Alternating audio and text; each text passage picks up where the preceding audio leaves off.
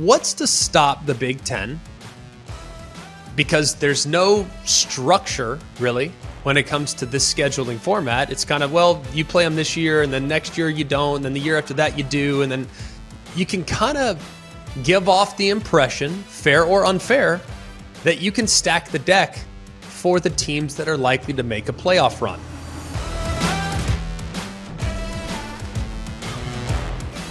Welcome in. It's always college football right here in the middle of June. So much that we need to get to, including a big story from last week, the Big Ten 2024 schedule release. We don't spend a ton of time, by the way. We're not going to spend a ton of time on next year. I mean, we still have so much to look forward to, things to break down, competitions, but hey, it's June.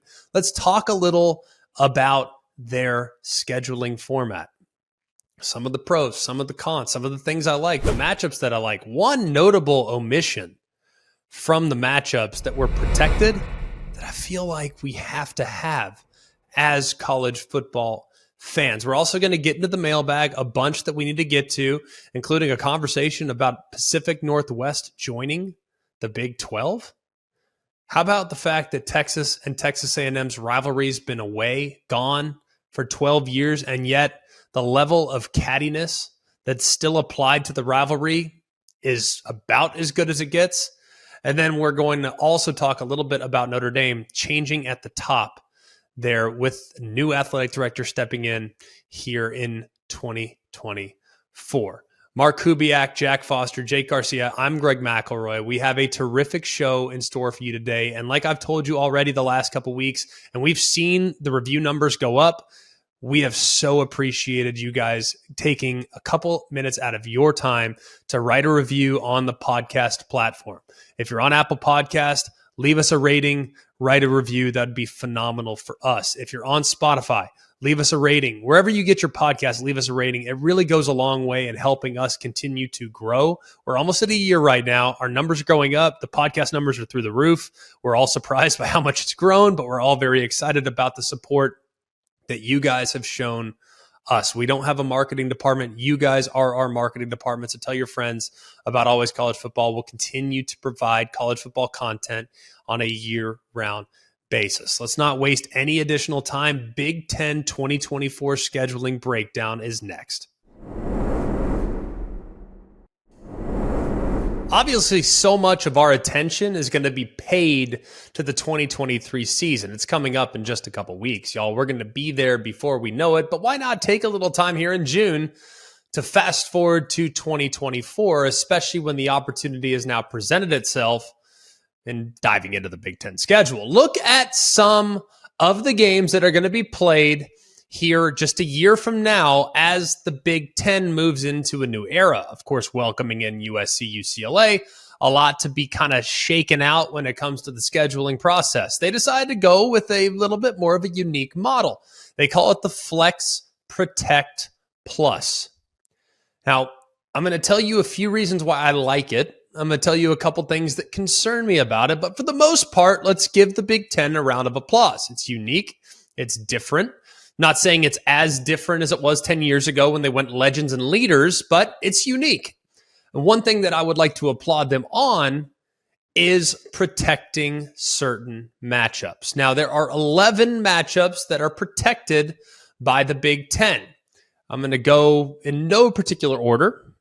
Michigan, Ohio State, clearly an important game to the league. Got to protect that one. USC, UCLA. Clearly important, got to protect it. Minnesota, Wisconsin, also a rivalry game, one that needs to be protected. The in-state rivalry in Indiana between Indiana and Purdue. Michigan, Michigan State, also a game that is protected. Iowa, Minnesota, Illinois and Northwestern, Iowa, Nebraska, which I didn't realize was a massive rivalry until these 11 matchups were put forth. I also, by the way, didn't realize that Iowa had so many rivals, but that's a conversation that we can have again here in just a minute. Maryland and Rutgers, who isn't excited for that one? Iowa, Wisconsin, and then Illinois, Purdue. Now, these are the 11 games that are protected on an annual basis. Notable games that are missing: Penn State and Ohio State. Now, don't get me wrong. I understand that Ohio State, Michigan is going to be at or near the top. But how is it that arguably your third, maybe your fourth biggest brand, depending on the year, Ohio State, USC, Michigan, Penn State, those are the four big Grand Prix. Like those are the four massive brands, at least in recent years. I know Nebraska fans are saying, well, what about us? I get it. You've been great, historically great. No denying that. There have been great years for Maryland. There's been great years for plenty of other programs, Michigan State. There's been a handful of other great teams and great seasons. But your four biggest brands, their most reliable brands, are the four that I just mentioned. You got Michigan, Ohio State, in no particular order, by the way. So Ohio State, Michigan. I know you guys get all bent out of shape about that. Ohio State, Michigan, USC, and Penn State. Those are the marquees. And I think that Penn State does not have any rivals is pretty wild to me. Meanwhile, Iowa has three that are built in. We already talked about Iowa, Wisconsin. That's every year. Iowa, Nebraska. That's every year. Iowa, Minnesota. That's every year. How is it that Penn State has none? Now, that's okay because they're still going to make sure that they go and they play in all these different venues and play in all these different games and matchups and all this other stuff on a year in, year out basis. And you look at how they kind of prioritized some of the games out west. Every single team in the first 2 years will be traveling out west, whether it be to UCLA or USC. Everyone's going to get to make that West Coast road trip. Now, a couple scheduling items of note when looking at all of this. They have maintained, and I'm not 100% sure exactly how they're going to do this. I've run the math. I've tried to look at it, and I'm not 100% sure how it's going to work itself out, but they have maintained that you will play in every single stadium over a 4-year period. That's been a real huge talking point, not just for the Big Ten, but also for the SEC. Long has it been a priority within scheduling that you will make the road trip every 4 years. Now, I understand why that's important. Why? Because Ohio State going to your venue is going to sell a tremendous amount of tickets and generate a tremendous amount of interest for all the road teams in the Big Ten. I get that. But how many is this for the players or is this for the schools? Because they've always said, well, the players should have the opportunity to play in every single stadium. Fine, I guess. But right now, in 2023 and 2024, and likely in 2025, how many guys are staying at a school for 4 years? Why is that still a priority? Why is it still being mentioned as of the utmost importance? Like, we got to go to every single stadium every 4 years. Well, why? Like, pick and choose accordingly. Also, one other aspect of it. The reason why I don't love this model, I think it's unique, and I'm glad that they protected some matchups. I wish they would have protected more. Ohio State, Penn State in particular, think about over the last 7, 8, 9 years, with the exception of the last two. Of course, Ohio State, Michigan, the last 2 years, off the charts good. But the biggest thorn in Ohio State's side over the last 8 years or so has been Penn State. Of course, they won the Big Ten back in 2016. They have had tremendous seasons under James Franklin, including most recently winning the Rose Bowl this past season. So that's a game that has been so important, so important for the league over the last handful of seasons. Now we're just going to let it go away. Now, don't love that. Wish there were more protected games, but they gave us 11. I can live with that. But what's to stop the Big Ten? Because there's no structure, really, when it comes to this scheduling format. It's kind of, well, you play them this year, and then next year you don't, and then the year after that you do, and then you can kind of give off the impression, fair or unfair, that you can stack the deck for the teams that are likely to make a playoff run. Now, you clearly have two playoff contenders that will play every year, Ohio State and Michigan. We know that. We know that Michigan also has to play what should be a very difficult game against Michigan State annually. So Michigan has two built-in rivals that will be significant and difficult games for them. But if you're Ohio State, you know you have Michigan, but what's to stop the Big Ten from giving you 8 very manageable opponents in order to best curb things to allow them an easier pathway to the playoff?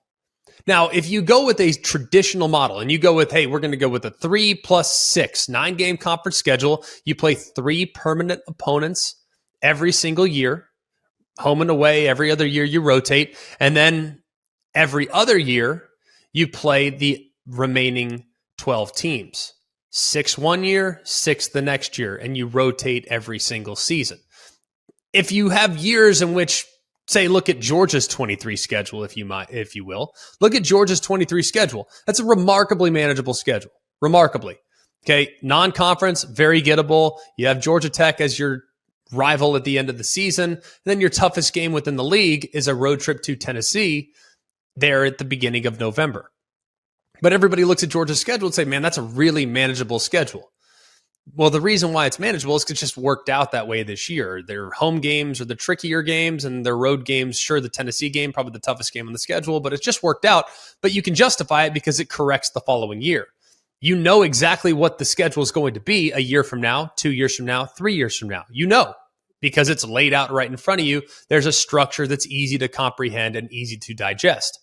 But if you're just kind of throwing matchups against the wall, it'd be very easy for you to say, well, here's our best playoff contender. They have a really difficult game with Michigan, but hey, you know what? Let's take the other 8 games and make them a little bit more manageable. We'll give them the tough games at home. We'll give them the more difficult game. We'll give them the tougher games at home. We'll get the more manageable games on the road, and we'll try to line it up accordingly to make sure our best playoff contender is well positioned to make a playoff run.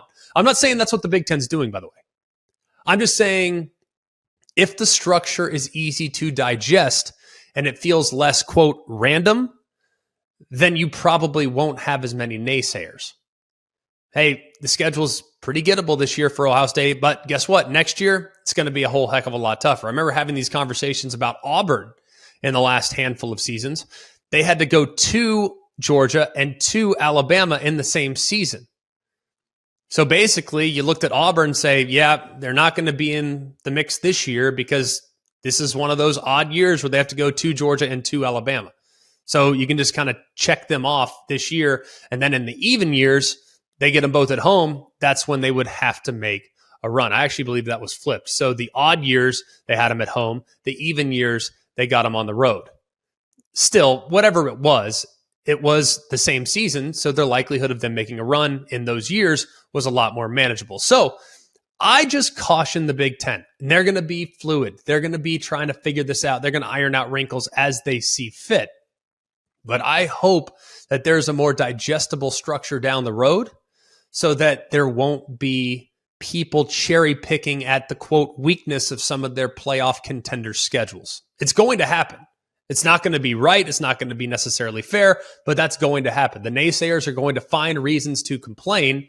And if you don't have a digestible scheduling model, people are going to be coming out of the woodwork. But there's a few things of note that I'm excited about here. All right, Nebraska hasn't played at UCLA since 2012. I'm excited about that.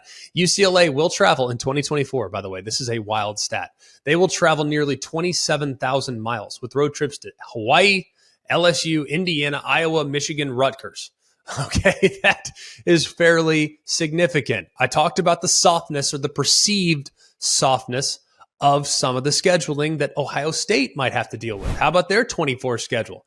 They have a non-conference schedule that includes Southern Miss, Western Michigan, and Marshall. They have home games against Iowa and Michigan. Then they go to Penn State, by far the toughest game on the schedule. And then they go to UCLA, who I think will be ready to be a contender, at least to be in 7-8 wins, perhaps in the Big Ten, but not necessarily at this point a contender to actually win the Big Ten or get a spot in the conference championship game. So the perception is that Ohio State's schedule in 24 is fairly gettable. You look at some of the other games that I wish were protected. I wish badly we could have found a way to protect Ohio State, Penn State. I already talked about that. I wish badly we could have figured out a way to get Ohio State and USC on the schedule every year. Why? Because that game is going to do a mammoth number. Mammoth. And in the television world where eyeballs are everything, I would love to see SC and I'd love to see Ohio State on the field at the same time. Same reason why in the SEC, I want to see the best teams playing the best teams on an annual basis. I would love for Georgia and Alabama to play each other every single year in the regular season. I would love for Bama and LSU to play each other every single year in the regular season. I want those games to be protected. I understand natural rivalries. I know geographic rivalries. I get that. But if we can create rivalries amongst the best teams, that I think would be the best for college football as we move forward. For instance, you look at the NFL scheduling model. They take the best team in the division. They also have to play the following year the winners of the divisions. So if you finish first, you play say you're the Kansas City Chiefs. You finish first in the AFC West. Well, guess what? You have to play the first place team of the AFC South, the first place team of the AFC North, and the first place team of the AFC East. If you finish second, you play the second. You finish third, you finish third. That's why there's great parity in the NFL, because the better season you had, the more difficult your schedule will become the following year. I'd love to see that practice instituted, not just in the Big Ten, but throughout college football. Now, maybe someday we'll get there, but at this point, I like what the Big Ten's done. Grand old takeaway, it's a good, solid format. But they did leave, I think, a few matchups that would have been highly compelling off the schedule in the near term. But man, hopefully in 25, 26, they reevaluate and we make sure that those games are games that we get annually as a diehard college football fan.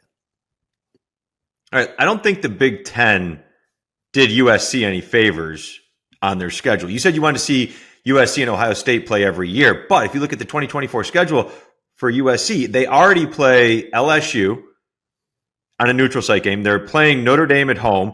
Then they're at Penn State.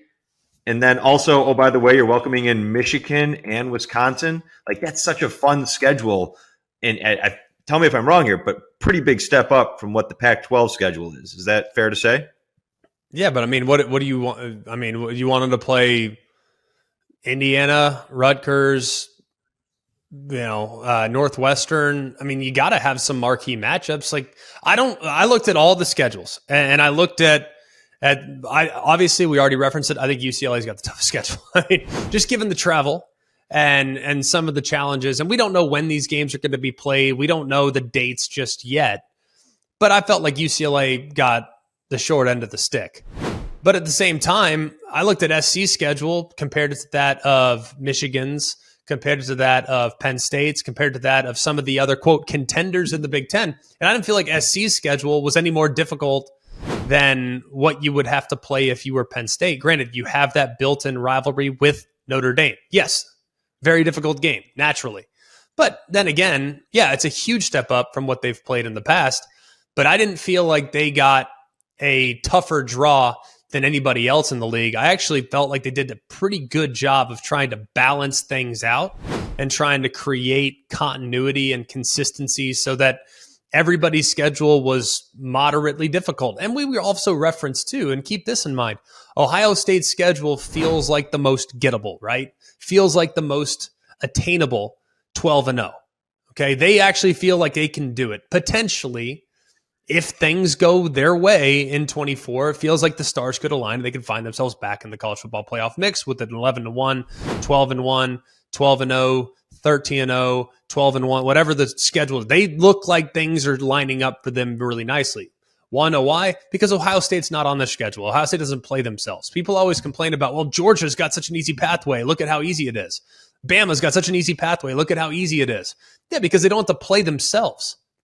When you look at Ole Miss's schedule and they got to play at Bama against LSU, yeah, that's really tough, naturally, because the great team you got to play against is in your division or is on your schedule. So I do think the best teams, the perception is their schedule is always going to be more manageable because the best team isn't on their schedule.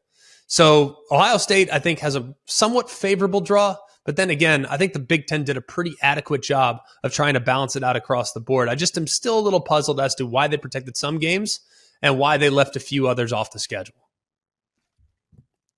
One more thing I want to hit you with here, and that's kind of this, and it's looking way ahead because we know how when the season starts, there's always the politicking from conferences about our strength of schedule. Well, next year, there happens to be 3 really big SEC versus Big Ten games, and it just worked out that way. I mentioned LSU, USC, Alabama's going to Wisconsin, and Texas is at Michigan. And if you throw in Notre Dame visiting Texas A&M, are those 4 games going to play a bigger role in kind of determining strength of schedule and conference superiority than they may have in the past? Because normally we see a lot of Big Ten SEC games, maybe in bowl games, but like 3 big ones plus a Notre Dame A&M early in the season feels like it could play out in a big way for the college football playoff. Why are you putting Notre Dame in the Big Ten?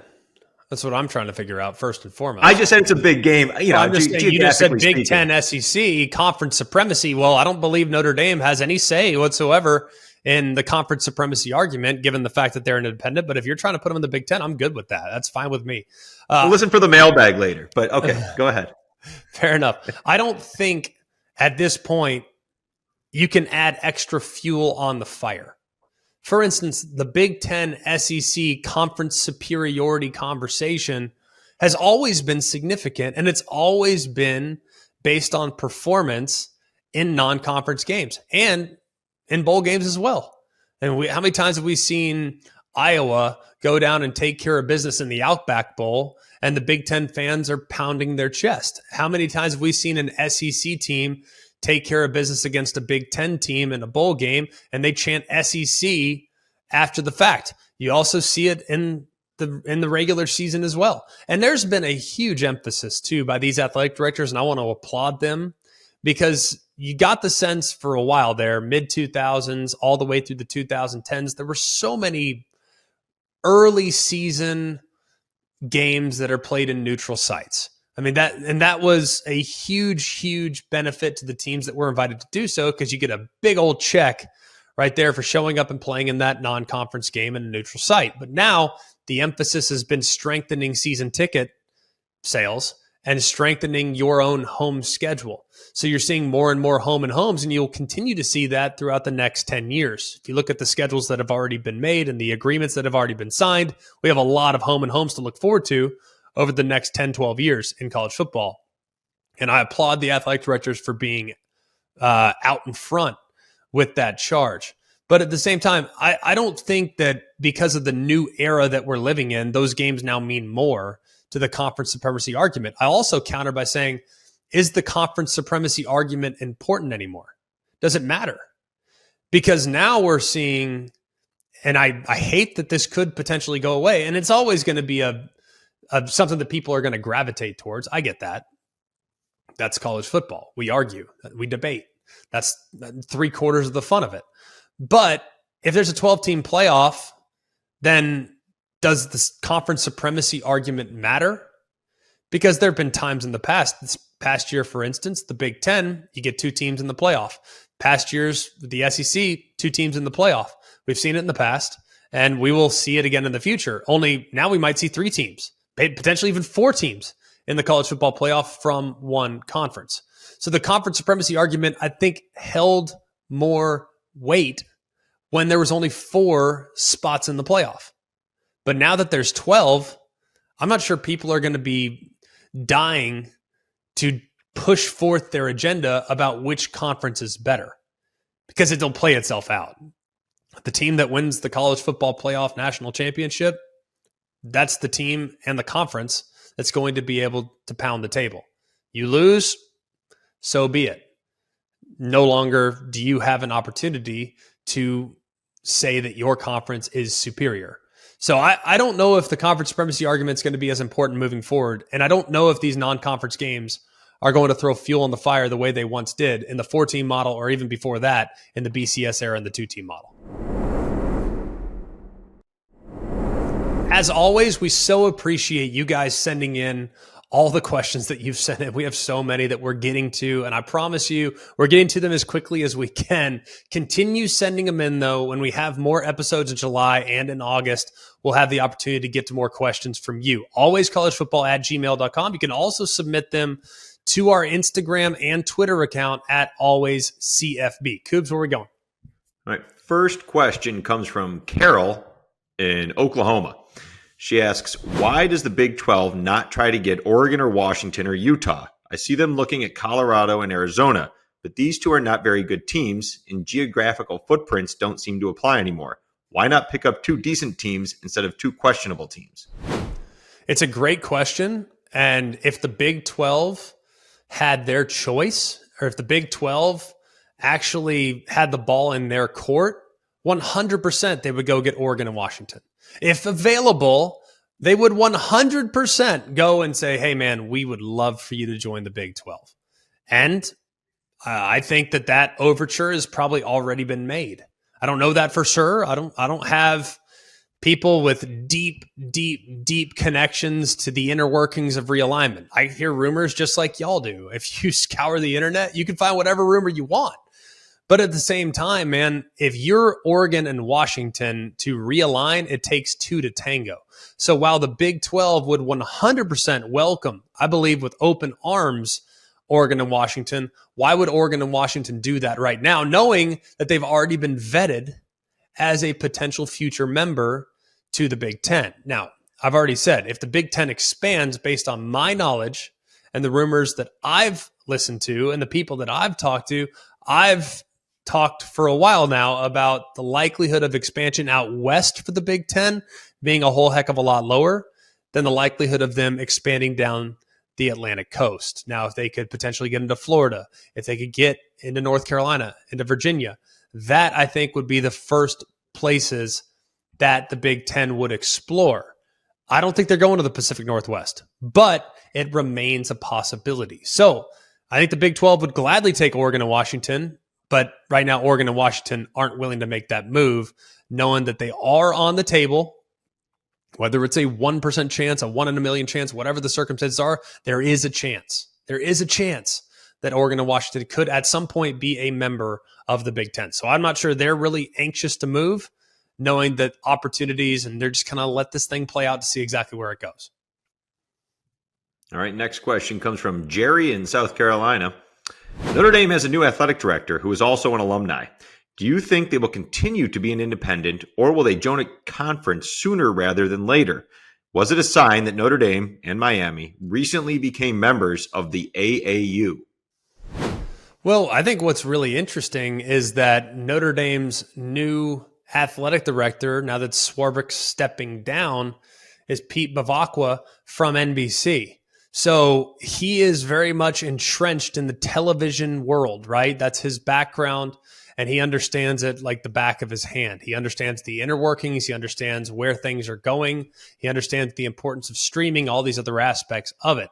So I don't feel at this point like Notre Dame's really in a big hurry to move. Why would they do it? There's no point. They're leaving what is a really, really good situation for another really, really good situation. You go in the Big Ten, you sign your AAU for sure. You collectively pool all your money and opportunities together. That's great.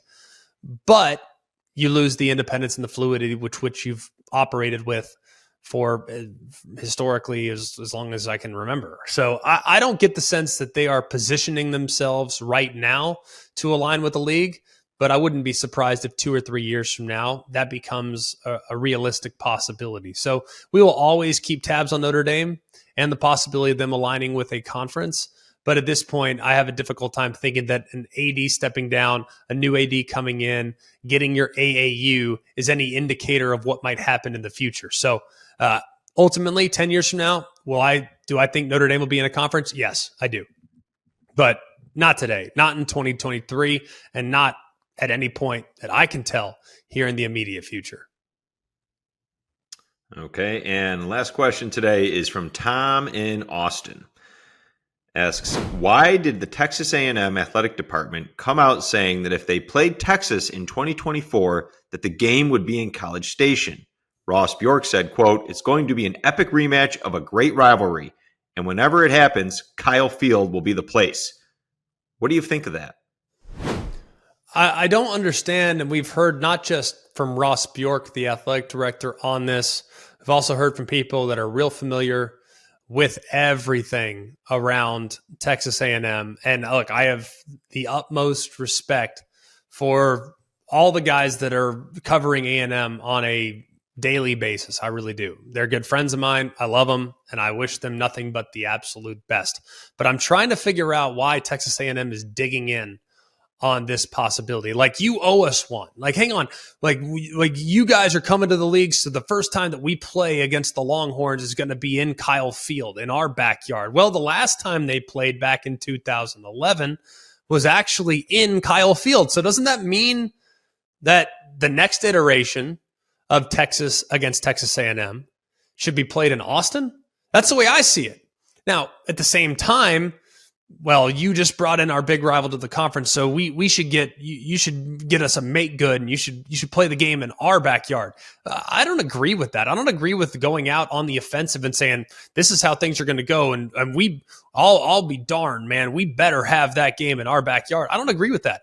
If I were in charge, and by the way, there have been several examples in which I've had this conversation with people that I'm from Texas, so I understand kind of the inner workings of the relationship between A&M and Texas. I get it. They don't like each other. I totally understand that. But if I were Texas A&M, you have proven over the last decade that you can stand independent of the Texas Longhorns. You couldn't prove that in the Big 12. You've now moved to the SEC. You have proven that you are your own brand, and a remarkably strong one at that. Stop playing this inferiority complex. Just stop. Here's what I would say if I were Texas A&M. I would say anytime, any place, anywhere, we'll play the Longhorns. We're just glad to have the rivalry back, and we'll stomp on them when we get our opportunity. That's what I would say. That's what I would say. I don't like this. Well, we'll play them, but it better be on our terms, and we better do it at our house. No. Anywhere, anytime, any place. They want to play it at our place? Fine. We'll kick their butt in Kyle Field. We want to play it at Darrell K. Royal? Fine. We'll kick their butt over there as well. That's the message.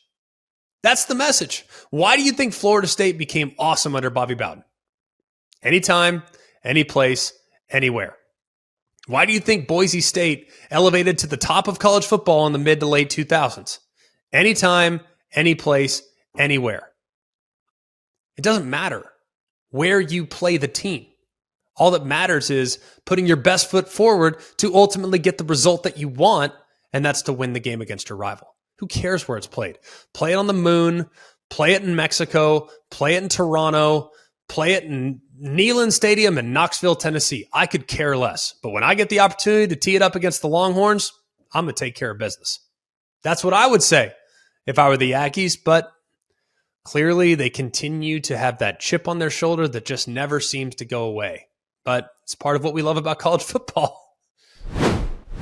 Great show today. So appreciate all the questions that you guys have submitted. We'll continue to just reel those off. We might just need to do, because I feel like every time we do a show, there's some big picture topic that we want to spend a lot of time on, but we're probably overdue in just doing an entire show on the mailbag. Now, on Wednesday's show, we're going to talk about the SEC scheduling format. They're releasing their schedule a couple days from now, so we'll break that down in its entirety, just like we did the Big Ten today. So we're looking ahead here this week on Always College Football, but I can promise you there's still plenty of time to get you prepared for the 2023 season, which is just a couple weeks away, man. I just got my media days scheduled, man. Like, we are in it here very, very soon. Some additional news for us.